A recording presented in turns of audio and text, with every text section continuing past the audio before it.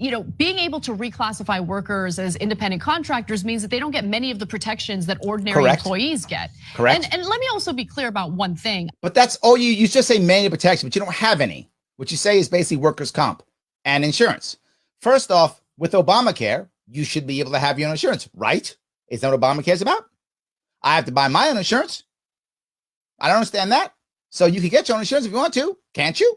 Right? You got Obamacare, doing Medicare for all, I thought, or whatever we're doing, right? Isn't that going to be enough? So why do you care about that? And then workers' comp. Why does it matter if you're going to allow someone to go on disability anyway? It's the same thing, isn't it? There are government programs that will help people who don't want to work. We see it now. I mean, ordinary employees in the United States, it's not like they're enjoying like a great work environment right now. Obviously, we need to do more to increase the protections, but also the power of workers in workplaces across the country. Okay, I agree with her. She's right. Workers should have more power. That's 100% true. She's right.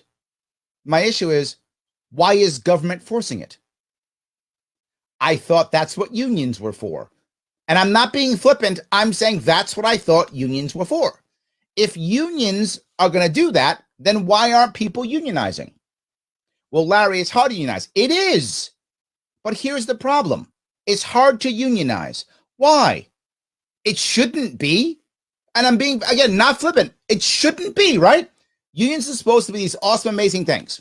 I hear that all the time. Okay. So then why are people not choosing to unionize? One of the reasons, of course, is that because the company will provide propaganda, just as unions do, to tell people that you should or shouldn't do it, depending on what side you are.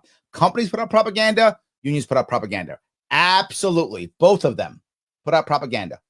Clearly, one is working. Good ideas shouldn't require force. If unions are a good idea, people should unionize. That gives them 100% more power. And I am never have been anti-union. Never have been anti-union.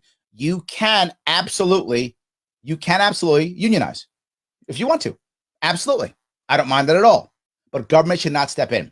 If a business owner, and this happens often, you find this with smaller businesses usually. Smaller businesses very often have a connection, not always, but often have a connection to their employees, particularly if they're local. And there's no need for unions, and that's why they don't unionize, because in that case, that they're connected in a way, emotionally, sometimes through family, all types of things. Why do we need government to step in? We don't. This is just another thing. We have to make everybody awesome. So everybody should be awesome in every job they're in. What if you're crappy at that job? Not everyone picks the right job. You should move and change jobs. To be forward, most bad employees aren't actually bad employees. Some are. You absolutely have bad employees, but most aren't. Most bad employees are simply in the wrong job. Put that person in a different job, and in many cases, that person will shine. So why would I want to keep a person in a bad job for them? Their bad job doesn't work for them, just so they and force them to be happy. Instead, let's find you a better job.